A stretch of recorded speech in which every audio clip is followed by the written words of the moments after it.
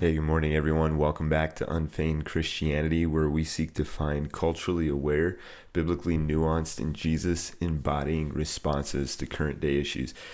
I was just sitting here this morning. It's kind of a slow day of work.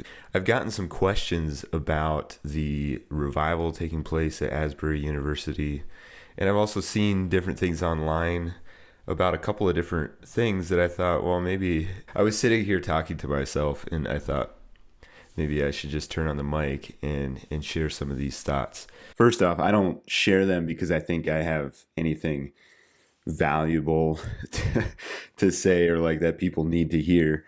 I think it can be very tempting in times like this. Well, I'll just say the two things I've been thinking about were the Asbury revival and then the He Gets Us ad campaigns that ran over the Super Bowl. I've seen a lot of people talking about them. I've been a part of some conversations about them. And I just think it's really tempting to have like an opinion on these things. And I'm not sure that we need to. Like, I think it's okay to just be like, and not have like yay or nay opinion and let both of them kind of work out. Like, that's kind of the premise where I want to start. So what I'm sharing are just some observations, I think, for the rest of us who aren't a part of the campaign, who aren't there at the revival, just as we're looking on something like that, just some things that I believe pretty deeply are true that I think we need to remember in times like these. And so, yeah, let's start with the Asbury revival. That's the one I've actually received some questions about. So just for a little bit of context, I'm not sure how many of you know, there's been, at the time of this recording, it's going to be probably close to a week till I actually release this. But so I don't know if it'll still be going when this gets published on podcast platforms or not. Maybe I'll publish it a little early. We'll see. But at the time of this recording, there's been a 120 plus hour prayer service that has turned into, a multi-day, almost a whole week now, prayer service and worship service. And I've had a couple friends who have gone to be a part of it, just kind of to see as well as participate. I actually have a cousin who is, I think she's still attending Asbury University. I know some people who teach at Asbury University or who have graduated from Asbury University. So all that to say, I have some context for Asbury University. I've never been to Asbury University. I don't know anybody directly on like some of the head faculty. The people that I know who teach there are, they just teach, I think, a history and a sociology class. And I don't know them super well, so I'm not going to act like I know them like they're good pals or anything. Like, I haven't talked with them about this yet.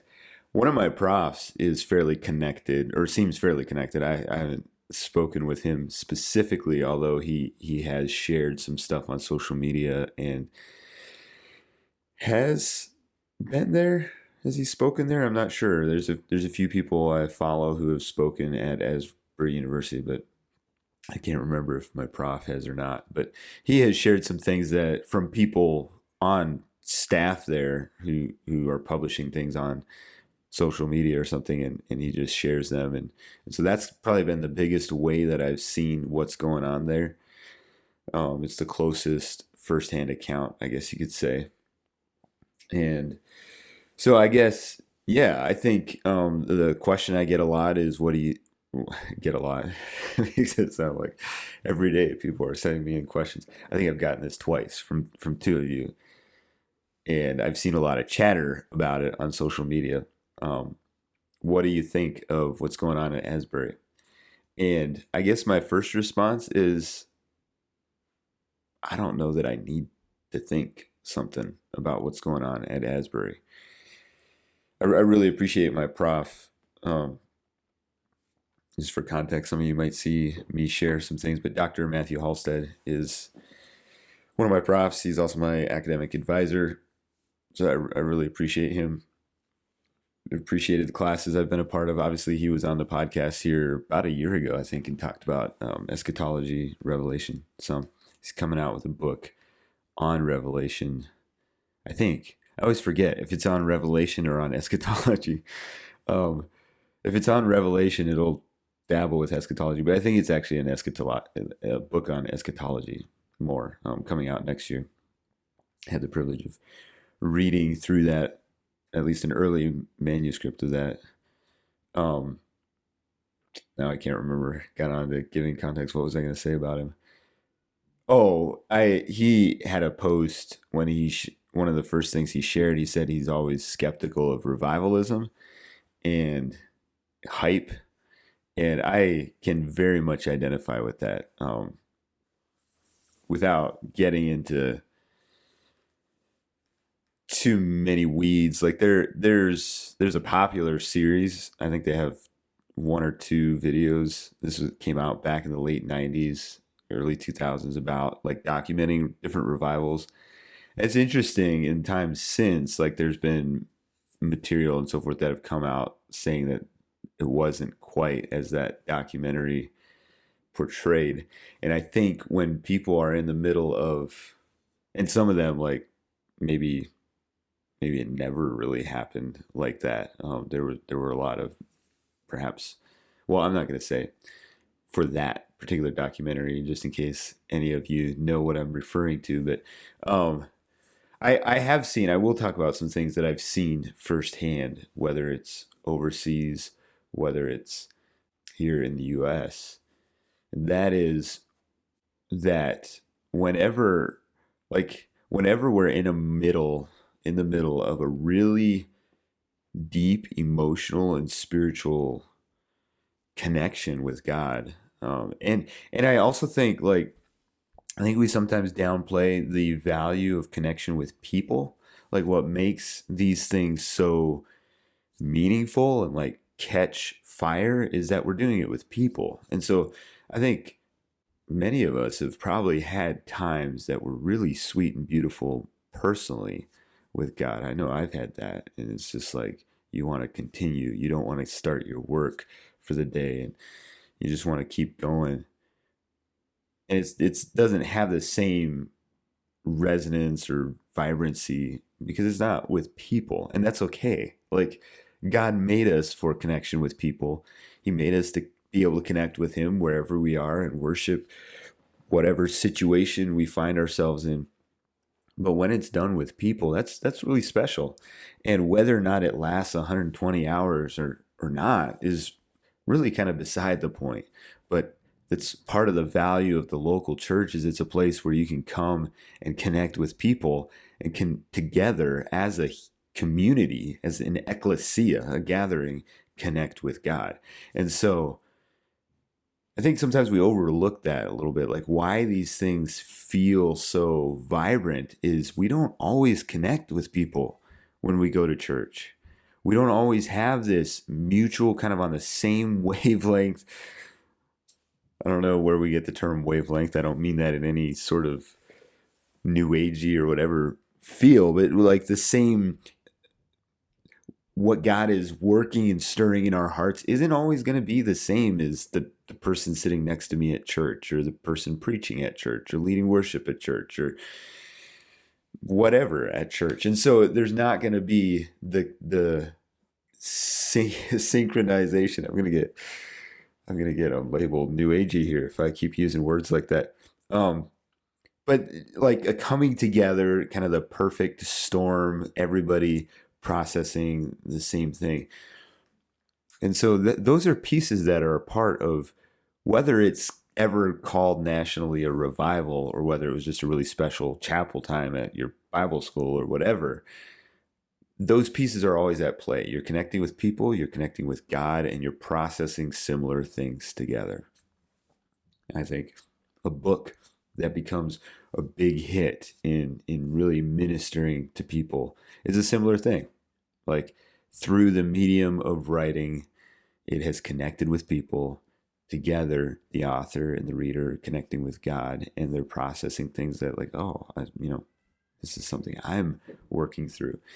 And so those dynamics are a part of what like makes something really resonate and come alive. And I think sometimes we can downplay that. So whether the fact that that doesn't always happen at church, I don't think is something we should be critical of.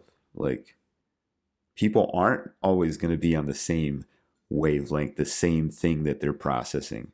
The fact that it does happen and it lasts for 120 hours at Asbury University, I don't think we need to be critical of. Like, it's just really beautiful and cool. Like, I'm glad so many people have connected, and even people traveling in are being able to connect together as a community, as a gathering. I used the term ecclesia before, but I'm not sure if that's like a familiar term or not. That's where we get the term church. Like, in most places in our Greek New Testament where it says church, the Greek word is ecclesia, which is simply the gathering of people, the coming together of God's people. And so when you gather as a community and you connect with God, that's exactly what the church is for. But just because we don't have these immense times of, we just don't want to stop all the time, every Sunday, that doesn't mean something's wrong with our church. I would say, like, if it never happens, like if you never have a special, few weeks ago, we at our church here had a special worship service. Everybody walked out saying like, wow, that was a really meaningful time of worship. And that's awesome. That's beautiful. That's what should happen. Like, you should go in there and be able to connect. Now, I'm gonna step in here.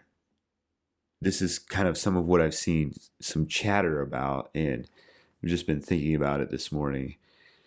What happens when there's a lot of people connecting and you're not connecting, or you feel kind of off in that moment? Like, I think that's a question many of us wrestle with, maybe with our church, maybe at Asbury University.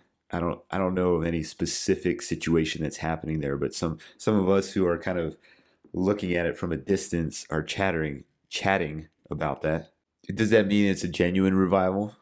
Okay, so someone's there sitting there feeling like, well, there's two aspects to this. So let me start with the individual piece one. So does it mean that that person is not experiencing Jesus, they're not surrendered to Jesus, or something is wrong with that person? And I think kind of with the whole concept of like, I don't know that I need to have a perspective on it.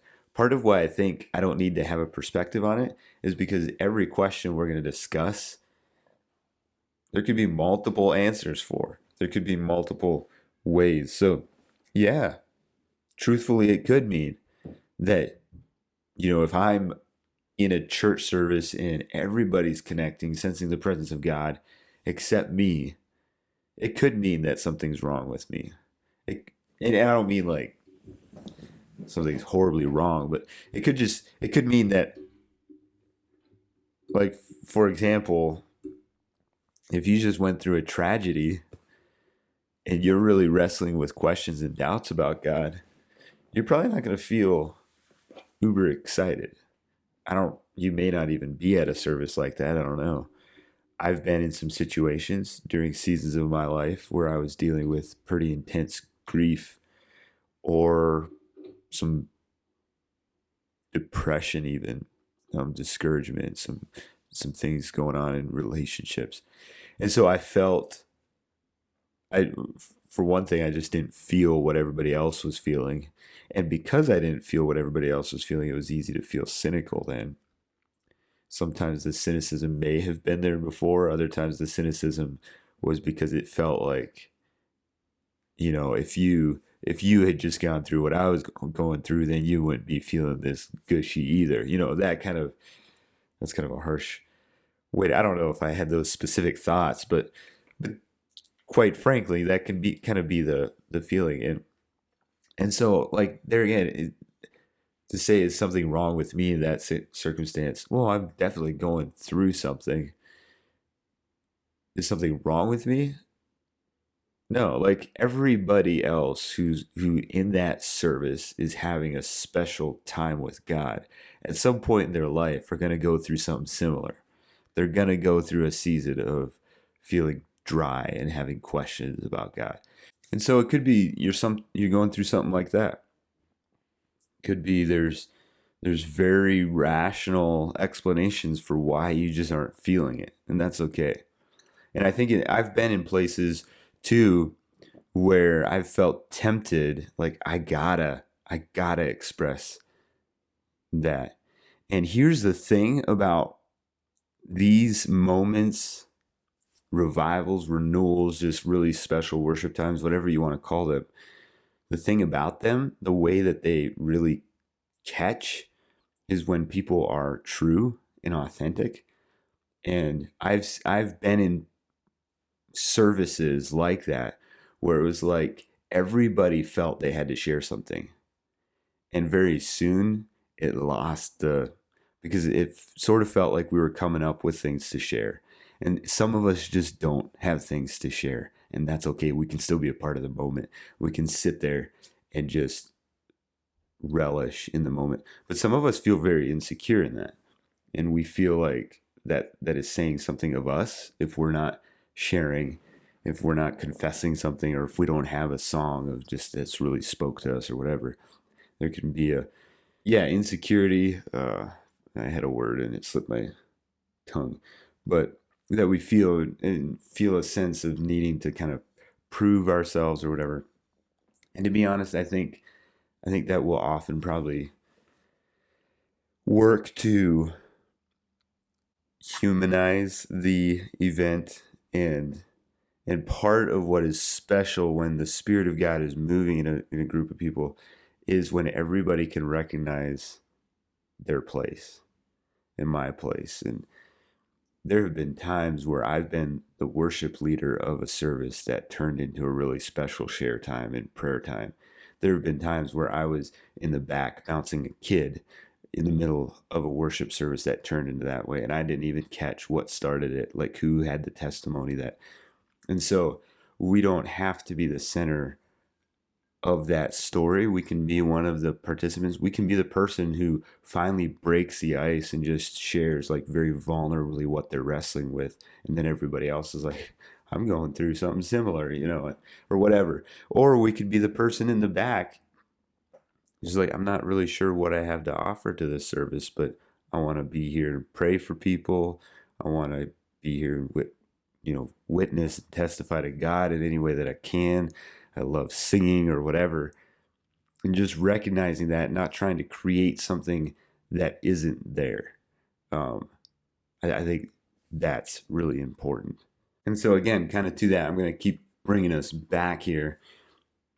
If we're looking at it from a distance and we're looking on and we're like, some of us are going to be like, wow, that's beautiful. That's exciting. I would love to be a part of that. I want to go check it out. When we get in our car and drive over there. I probably would if I was within a couple hours of it. Like it sounds like something really special is happening there.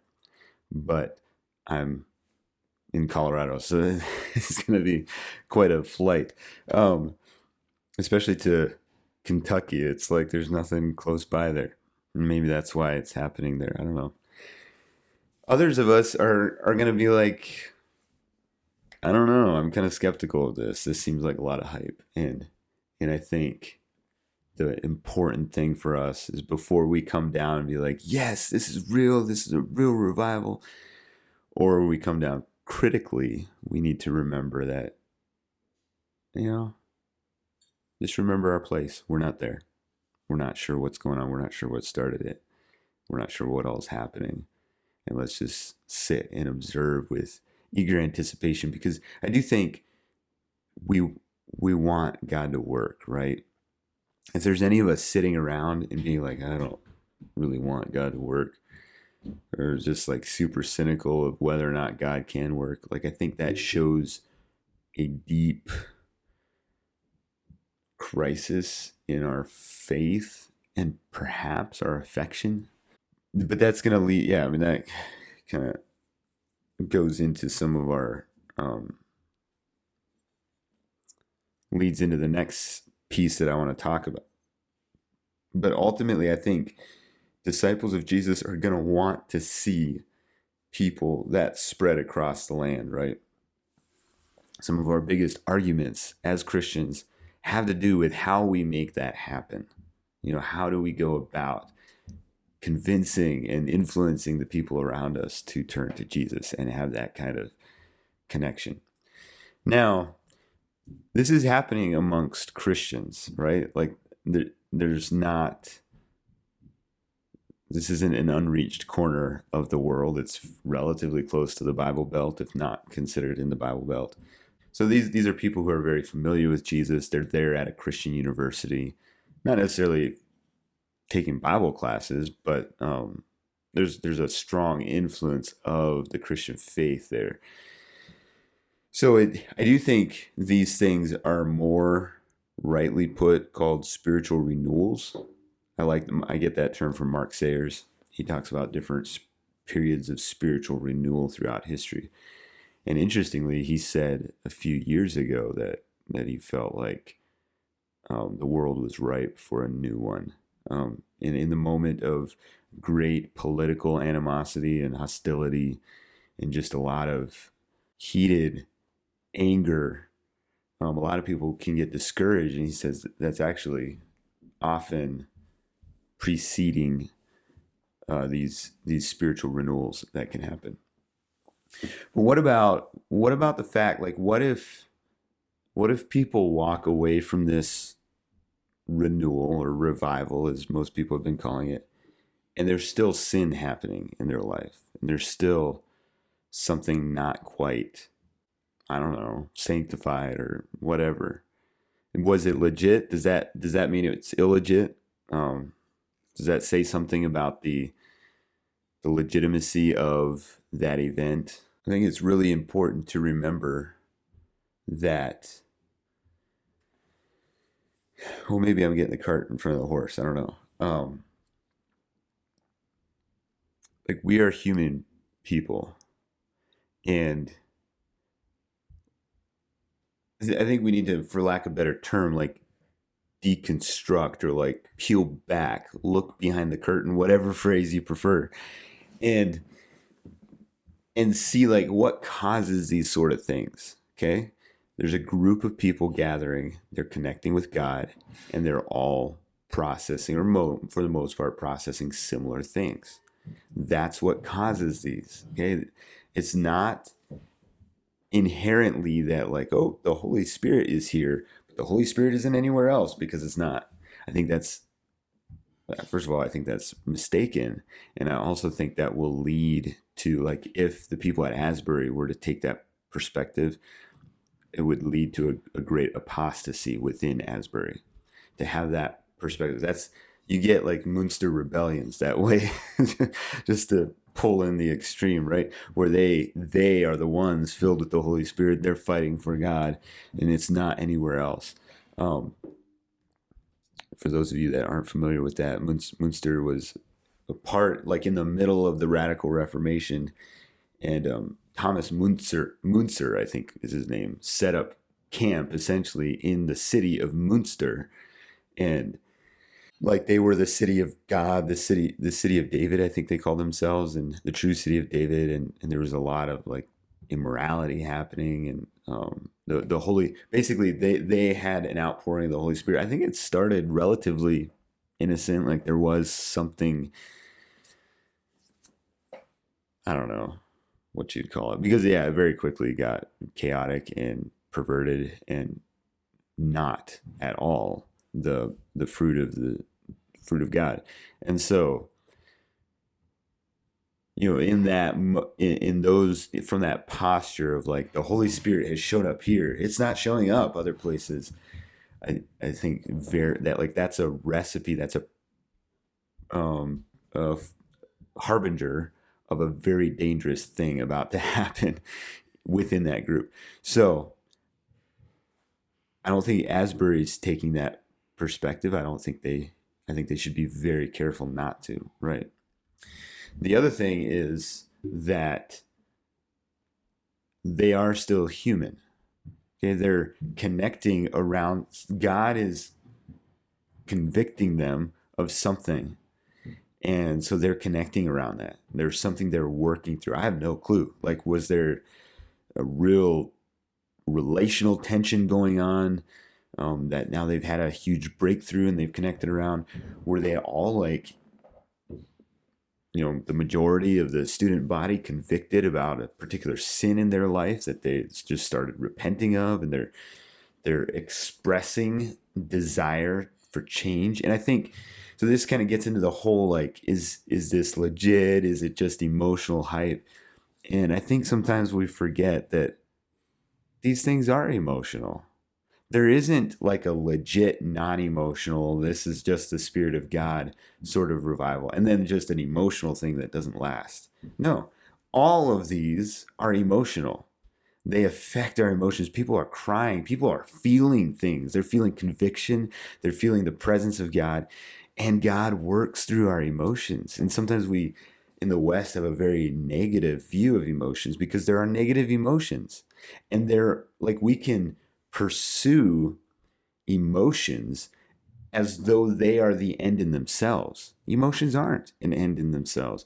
Emotions are feelings. Like, it's a part of our being, our existence. So just like you're, here in my office, it's winter. We had a fairly significant snowstorm yesterday here in Colorado, and so the heater's been running and so forth. Our ventilation isn't very good, and then our insulation isn't super good in this house. It's a little bit of an older house. So where our room is, my wife and I, is upstairs and on the complete opposite side of the house compared to where my office is. My office is fairly close to the utility room and the heater and everything. I get hot in my office sometimes, and I can go up to our room and it's like chilly. So sometimes I will just take my laptop, grab, and go work in my room for a little bit, which ironically is like the last house we had. My office was in our room, and so now I have the opportunity to just stay in my office, and I end up back in my room just for some cooler space. But like, I'm feeling, it's hot in here. Whew. It's the middle of winter, and I feel a drop down from my armpit or something, and I gotta go take a walk or go do some work in our room or something. Like, I'm feeling that. It's just what's going on. And that's how emotions are, is they're the barometer, I guess you could say, like a gauge showing what's going on. There's some things going on inside. And when you're evoked to tears, there's something going on inside that's either causing grief, or it's like really touching you in a very deep way, a very deep part. Um, it's really interesting. The Paul Brand, I think is his name, Dr. Paul Brand, has done a lot of writing on the intersection of pain, the feeling of pain and the feeling of pleasure, and how, like, they're very similar feelings. And I'm not sure if Paul Brand talks about this, but another interesting study is the relation between the feeling of nervous and anxiety and excitement. They're the same feeling. We're just interpreting them differently. It's kind of a little bit different concept, because it's the same feeling. Like, what's happening in our brain and what's happening in our body is the same chemical reactions and everything. But in one situation, we read that through a lens of fear. In another situation, we read that through a lens of anticipation, and it's exciting. And so part of combating fear and anxiety is actually leaning into that feeling and letting that fuel your excitement for, I'm excited. And not, yeah, this is not at all going to do justice to that conversation, because you could walk away feeling like, okay, whenever I feel nervous, I just need to convince myself I'm excited. That's not what I'm trying to say. I'm just saying that it's the same feeling. There's very similar things going on physiologically. And so it's a little different, but kind of along the same line with pain and pleasure, that you often feel like it might be better to describe that like pain is one side of the coin and pleasure is the other side of the coin, and they usually are felt simultaneously at times. One question we've often had in light of moms death happening a few days before our wedding and her funeral the day before our wedding. It's like, how was that? Like, how could you feel excited and so forth? And it's just like, yeah, like we felt all of that. We felt intense, like the deepest grief. We've cried more in the 2 days leading up to our wedding than, or 4 days leading up to our wedding, than ever before in my life, and probably ever since. But I also felt like I would look back at my wedding day as one of the most exciting days of my life. And I felt that. And I like it. It's not like your body only has capacity for one emotion at a time. Like we feel all these things because they're realities of things that are happening around us and in us. And you're just gonna feel it. And so you're gonna have a revival that you feel emotionally connected with. And then at times you might walk away and it's like that emotion wears off, and, you know, people look on and be like, oh, that wasn't legit. No, that probably was a very legit connection with God. And whether or not the connection with God lasts or transcends the event probably has less to do with the fact that emotions existed and more to do with other pieces of the experience and of your connection with God. All of these are emotional. They're going to be emotional highs. There's going to be a crash. Every single participant of the Asbury University revival experiences whenever they step away and they leave, and this kind of comes down. And what I mean by crash is the emotional high is going to come down. Things are going to feel back to normal. Like physiologically, you're going to feel kind of settled back into what you were before. And the challenge that a lot of us feel is we start getting anxious and fear because we thought that the change that God was doing in us was bringing about. I'm sorry, let me reword it. We thought that the change God was doing in us was that emotion, that feeling. We thought that was God at work, as opposed to recognizing that the reason we were feeling that is because God is doing something inside of us. And so God's going to continue to do that, but it's going to be more familiar. And so it's not going to feel as new and exciting.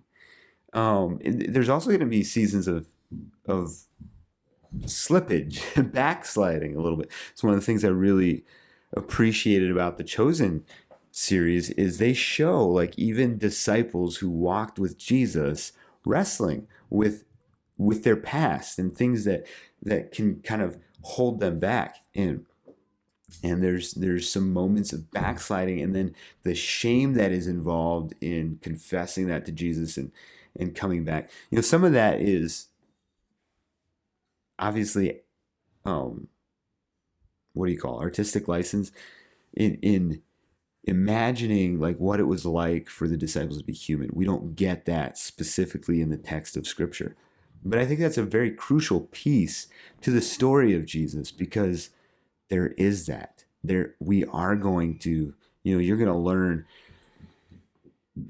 whether it's the drunk who like stumbles and falls off the wagon, as they say, or whether it's the guy who's struggles with impatience and frequently snaps at his kids, who has like 3 good months where he's patient, and then there's a day where he snaps at his kids again. That would be me if you don't understand what I'm talking about. But like those are, it's the journey, the trajectory of a disciple of Jesus. There's going to be these seasons where we fall back. And so all of that doesn't mean like, oh, it wasn't legit or it wasn't real.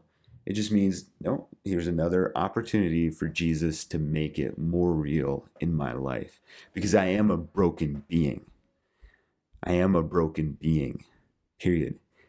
And the grace of Jesus is then enabling me to function and relate rightly with God and with other people. But I'm still a broken being. I'm still in my flesh, tempted every day, and kind of even a lot of pieces about me are bent to serve myself and to be God myself. Like that's going to be the cosmic struggle throughout all of history. Now, my true identity is that I'm made in the image of God, and that is the vision that God has for my life. But because of the fall, like, we are going to always, even Paul says, even those with the first fruits of the Spirit, Romans 8. I forget what verse it is, somewhere between like 16 and 26. um, we're going to feel that groaning, the pangs of childbirth, because creation is held in bondage to corruption. And so we're going to deal with that. And I think the temptation can be the emotions that we experience, which are simply kind of the gauge, like telling us what's going on around us and in us. We think that that's the work God is doing. Oh, God put that emotion, that God put that energy in that life, that desire to pray every day. No, you have a desire to pray every day right now because you've been there for 120 hours and you've seen like people confessing things that they've never confessed before. You've seen, God maybe revealing things to yourself that you've never seen revealed before. And so that's what's this desire inside of you, this insatiable hunger and thirst. That's coming from what's going on around you. And that's great. That there's everything good about that, but that's going to wear off. And you're going to go back into a season where you're tempted to just surf Facebook instead of pray. Not because, no, that wasn't legit and God's not real, but because you're no longer seeing the confession happening regularly. You're no longer... I was looking at my phone as an example and noticed I have a text from somebody, so that threw my thought process off. It was like all of a sudden your phone is going to be more visible and in your face than all this confession and worship and everything, and so it's gonna be more tempting to spend your time there. And so that's why we need to be careful. I'm not just talking about like Asbury University revival. I'm talking about like when you're waking up before work or going to bed or whenever you do your devotions and you spend time in prayer and meditation and you're wrestling, like, I just don't feel like this. And then all of a sudden you start having doubts and it's like, is God even real? Or am I even a Christian? It's just like, no, in that moment, stop all of that and say, whoop, I'm human. I'm human, which means I'm broken. I'm bent to not want to, really acknowledge that God is God. I kind of want to be God. But the other thing is I'm human, and so I'm feeling all kinds of things that are happening around me. I'm tired. Middle of the week, it's the middle end of week right now. I tend to be more tired. And so I'm far more easily distracted first thing in the morning on Thursday and Friday than I am on Monday and Tuesday. Monday and Tuesday, I'm very focused. I have projects ahead of me. On the end of the week, I'm more tired. That really doesn't necessarily have to do with the level of devotion and legitimacy to my passion for Jesus. It has everything to do with the fact that I've usually had a few 4.5 to 5.5 hour nights by then. And some stressors that came up, whether through work or, relationships or whatever. And so there's things on my mind, lack of sleep, and I'm going to be feeling something different come Thursday. Friday is usually kind of fun because it's the last work day of the week. But I'm usually going to be feeling something different come Thursday than I was on Monday or Sunday when I was far more rested and more excited.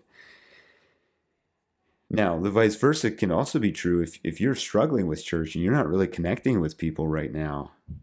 Monday, after going to church and once again, could actually be a pretty depressing. I've gone through seasons where Monday was the depressing day of the week because it's like I didn't really connect with anybody, and now I got to go the whole week through all my work and everything, and I feel alone or I feel whatever. So I think like, don't talk or think about it as though there's like these non-emotional times and then there's these emotional times. We're human. There's emotions, period. Like, there is part of the reason you're hearing about it is because people are experiencing something emotional. It's affecting their emotions. And so the goal shouldn't be like to have this pragmatic, non-emotional time. Like somehow that's legitimate. Because we all have had pragmatic, unemotional church experiences that didn't turn into anything amazing.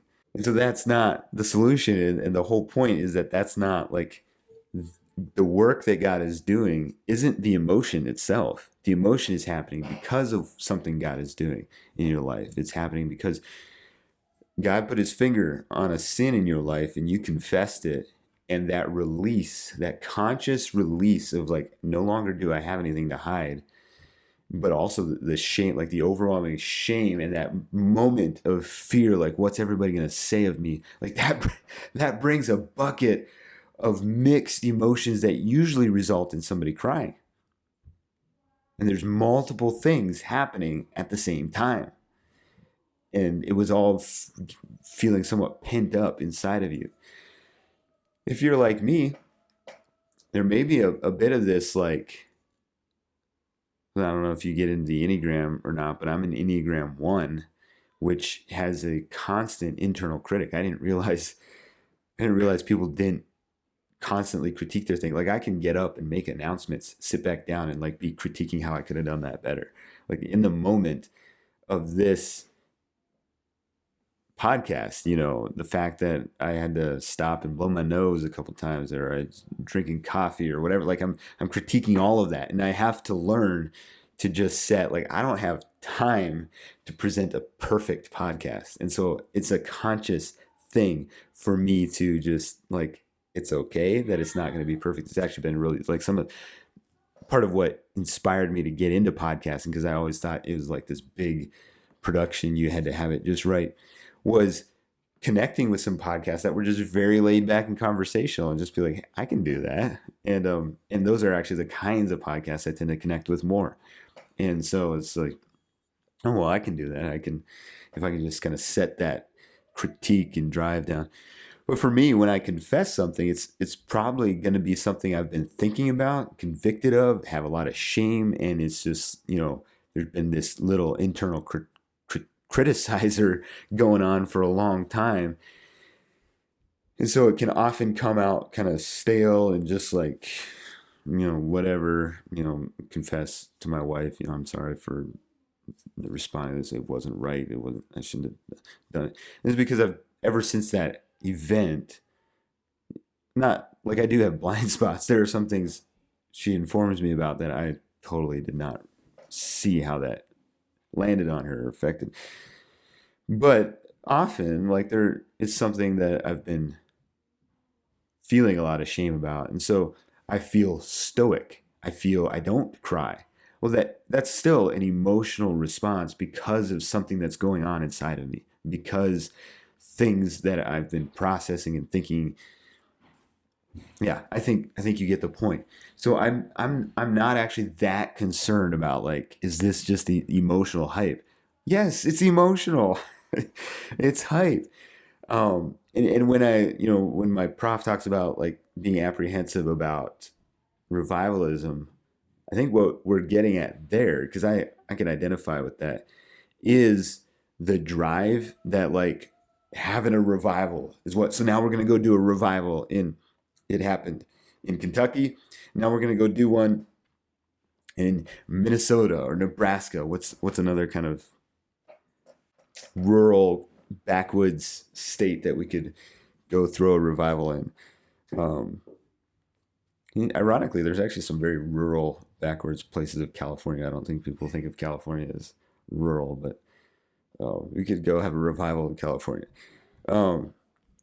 Well, I mean, a group, the whole New Apostolic Reformation group, Bethel in Redding, California. It's kind of a similar. People have had similar critiques of like, is this God, or, what's going on there? And what was I saying?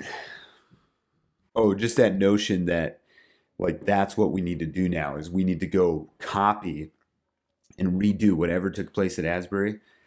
No. Mm-mm. Or even that because a revival happened, there's this great spiritual something happening, amazing. People are just turning back to God. No, That's not necessarily true. This may happen at Asbury University, and it could actually be that the rest of the country is really heading in a wrong direction. And actually, I'll just tip my cards a little bit. I wouldn't be surprised if we see a few of these types of events, and maybe some others have already happened, and Asbury just happened to have the right connections that it got publicized a little bit more. But the church in America is not like, there is a lot of influencers on it that are not Jesus. And so I wouldn't be surprised if, as people like come to grips, if that's the word, I don't know, as people are just like convicted, as Jesus begins to put his finger in our lives on certain things, and we just say it, confess it, yes, you are right, and we turn, like, there's going to be these moments of just tremendous renewal.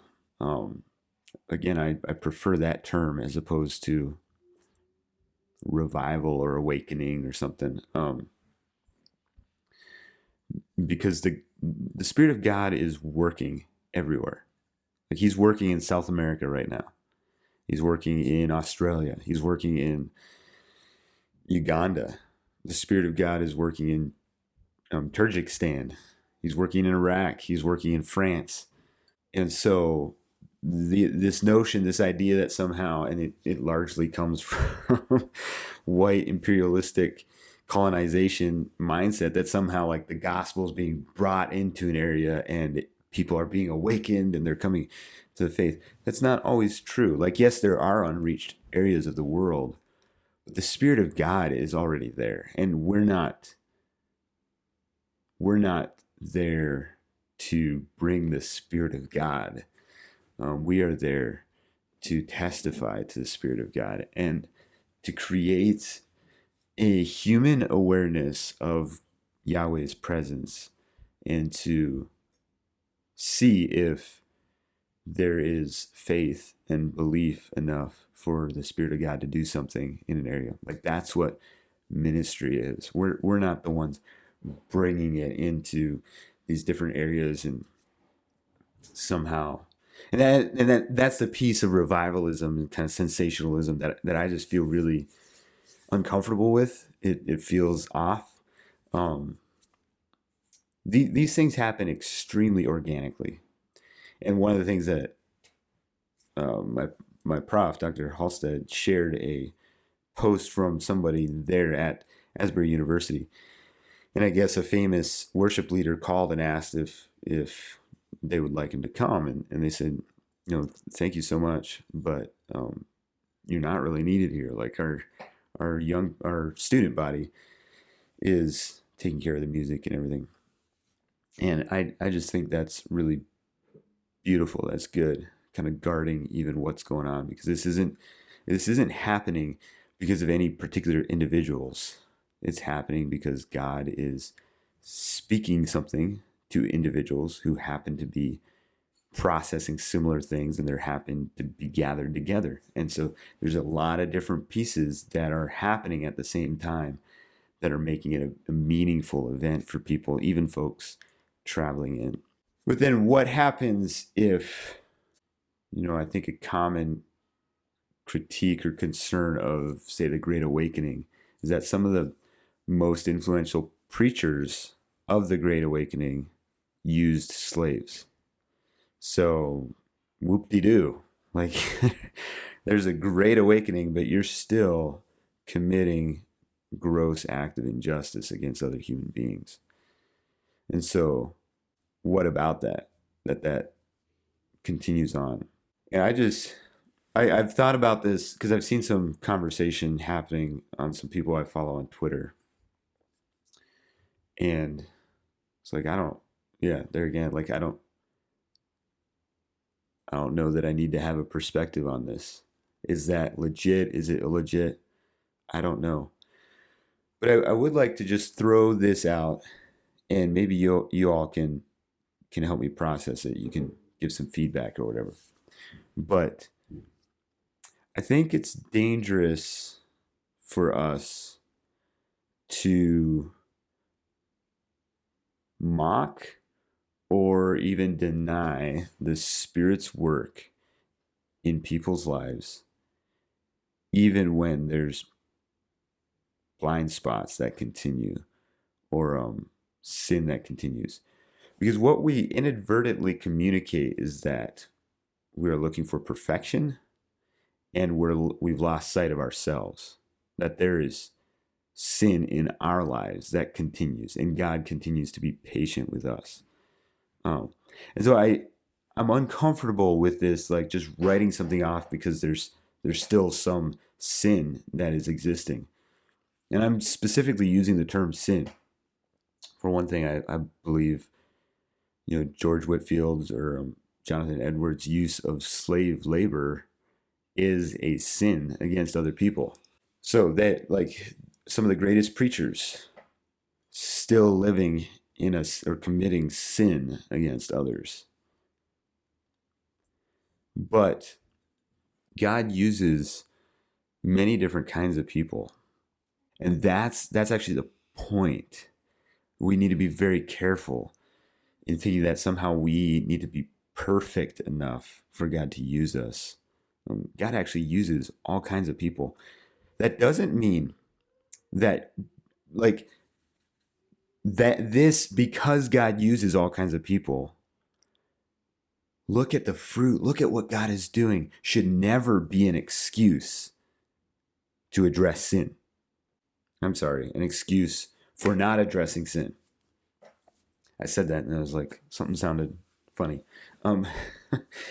So, like, sometimes something will come out about a preacher, well-known, or even just anybody, and they'll be like, well, but look at what good he did. The ministry that God was able to do through him and all this and stuff. No. That's not a reason not to step in and confront the sin here, because God uses all kinds of people. God uses heathens. He uses wicked pagan kings to accomplish his work. Now, that's a little different than, like, he never used a wicked pagan king to preach a sermon and then instigated a great revival. But to push forward his sovereign purposes, like, yeah, God, the fact that you're a part of that doesn't say anything special about you or me. Like, we are still responsible for conforming into the image of Jesus and confronting the sin in our lives. So that's one thing that I'm feeling as I'm processing some of what's happening, or even as you look throughout history at different great awakenings or revivals that took place, is I think we need to be careful about saying, oh, that wasn't God because this sin continued. No, God works through many different imperfect people, and there's a lot of people who, I mean, you could even point to people like Billy Graham revivals or Bill Gothard seminars that, looking back, history has a more honest critique of what was going on. But I personally know people who, through those events, came to know Jesus, and they are embodying Jesus today. Like, I don't think the point should be that we put a stamp of disapproval, like this is not legit, or that we put a stamp of this is legit. I think a better posture would be, interesting. What's going on? Having said that, I think a deeper thing that is important for us to process is what sorts of messages and narratives are we centering around? And is it truly the gospel? Because these deep connections, great connections, can happen, same things together, and they're connecting around an ideology. So sometimes it's possible to mistake connection with God to a connection around a particular ideology. I have no clue what's happening at Asbury. So this is not me stating something about Asbury. I just do know that it's possible for people to experience something that is just, oh, it just feels like the work of God is just moving. And one area where we've seen this is in light of some of the things that have happened politically in our country in the last couple of years. Like there are groups that gather together out of protest for COVID regulations or something, and they experience this revival because there was a church in LA that had this, and their testimony was that like people were coming in because they were so excited that your church stayed open and didn't bow down to the COVID regulations and everything. It's like the more you talk with people from that, it's like that's great. Like I'm glad maybe God is using that church through that. There are some things that have come out in the last year or so that are kind of it's really easy when scandal comes out to be like, I had a bad feeling about that. But I did. I was not, that church was not, we lived like 4 miles from it. Um, I've visited the campus and everything. I've never met the pastor. He's more of a celebrity pastor and stuff. But some of my profs from Eternity Bible College would have been trained through a college founded by this church and so forth. But there were a number of things off about that, and so I was always a little skeptical. They're the lone church fighting COVID regulations and everything. Well, what's happening is people are coming in because they're centered around this notion that the state should never tell the church what to do, and the church should not be closing even in the middle of a pandemic. That's what they're centering around. So it's not like they were centering around a great connection with God through conviction of sin and repentance and just kind of re-looking at the gospel and just like, how are we failing from this? Like they're connecting around an ideology. That's one example. There's other examples. There's, that's an example of maybe on the right, traditionally conservative kind of right-wing side of things, but a very similar thing happens on the left. Like when you have people who are all gun-ho, social justice and caring for the oppressed and everything, you can get a connection and what looks like this vibrant kind of movement going, but it's actually centered around an ideology, this ideology of combating the alt-right or something, or combating imperialism or something, and it's not actually centered around Jesus and his message and what he's doing in our lives. And so it is possible for revivals, these great emotional, like life-changing events to happen, and yet it's actually one of their main connection pieces is not Jesus. It's a particular ideology and a particular framework that they think should be true on everybody else. And so I have found it helpful to reevaluate the Great Awakenings that I learned about through my conservative Baptist curriculum of high school, and to realize there's actually maybe a better way for us as Christians to look at that piece of history. Those Great Awakenings serve to introduce a patriotism that's hard to distinguish from Christian nationalism. This notion that there's a Christian country, those lines got blurred pretty deeply through all of that. And so I'm still, this is conversation for other times. But I'm not sure that it's entirely wrong for Christians to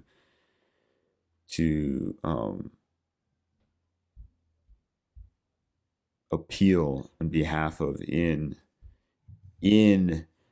as exiles in Babylon, like that.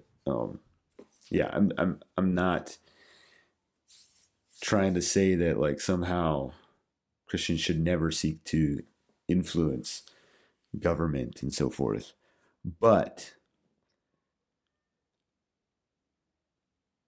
I do think the Great Awakenings introduced early forms of Christian nationalism, white Christian nationalism, that are still like we still kind of look through that lens today, and so it's kind of hard. And that's kind of yeah. We could do a whole history lesson on that, which would actually kind of be an interesting project now that I am talking about it and thinking about it.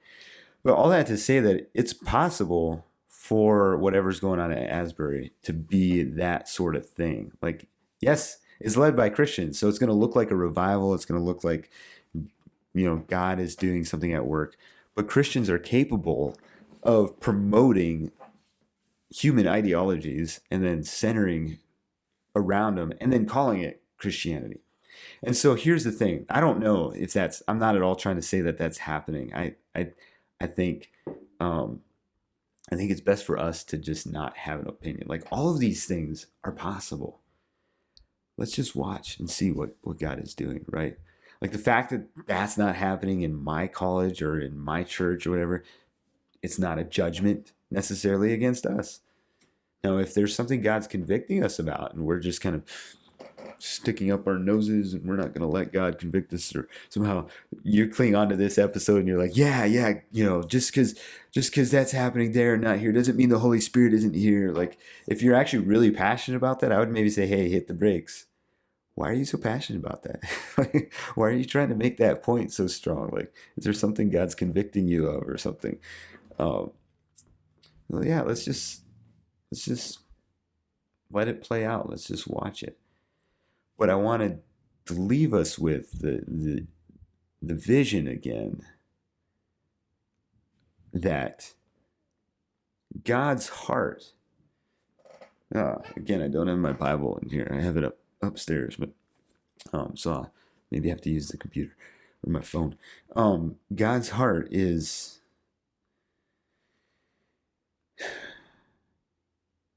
his desire for humanity, for creation, is to unite them in Jesus, to bear the fruit of the Spirit, to look like Jesus, be conformed to the image of Christ, so that we image God properly throughout the world. That's what he designed in Genesis 1 and 2.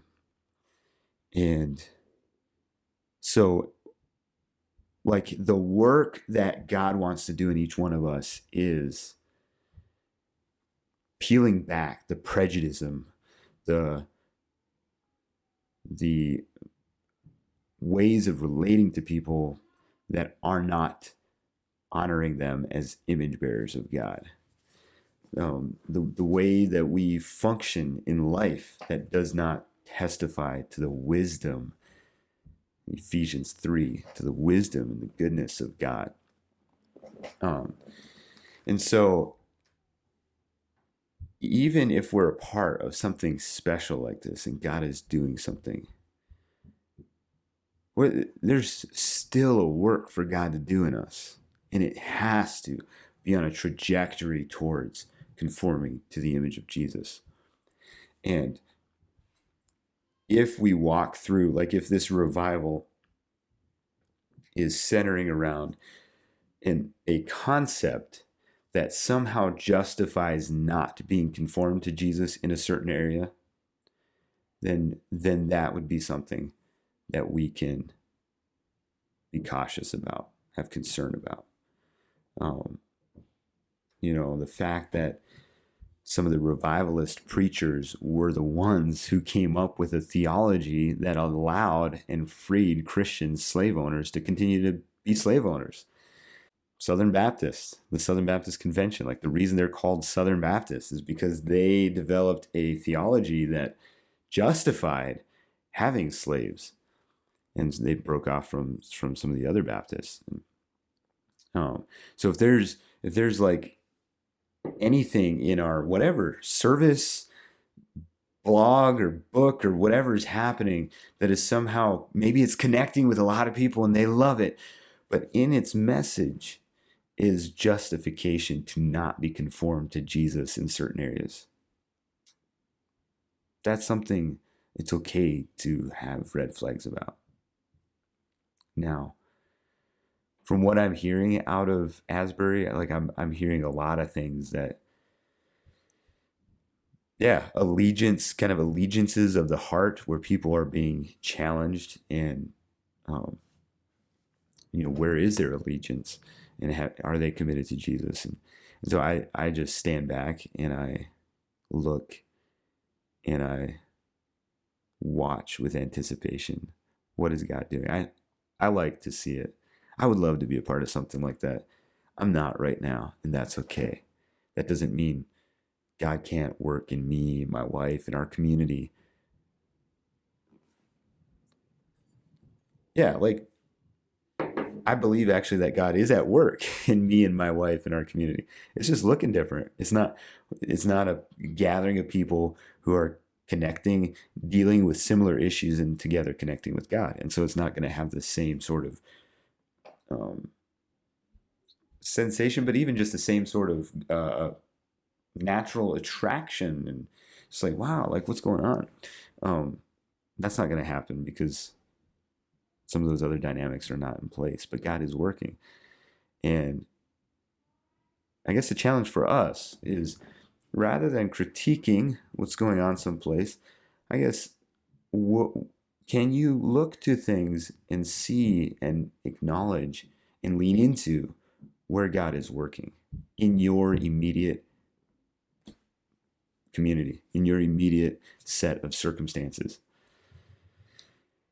Because I think a lot of us might be kind of missing what God is doing and wanting to do right in our area because we're so busy looking at Asbury, or because we think that it should look like what's happening at Asbury. And it's probably not going to look like what's happening at Asbury, and that's okay. God is still working. And so let's let that happen. Let's thank God for that. Let's pray with them. But then let's also acknowledge what's going on right here and lean into that part, the story that we're right in the middle of. And so I guess I didn't realize I would spend an hour talking about all of this, but I also had some thoughts on the He Gets Us campaign. I've seen a lot. It's really fascinating who's critical of it. So that's just when I first heard about it, I heard about it as a campaign that wanted to kind of bring Jesus back into a relatable human being, and particularly in protest. I don't know about protest, but like in contradiction to the rise of Christian nationalism, and just like trying, how this kind of set of ideologies that gets called Christianity and promoted through political means and so forth, specifically wanting to separate from that and remind the world, no, this is actually Jesus. I had a lot of red flags about that. I was like, I don't know. For one thing, all the money being dumped into it.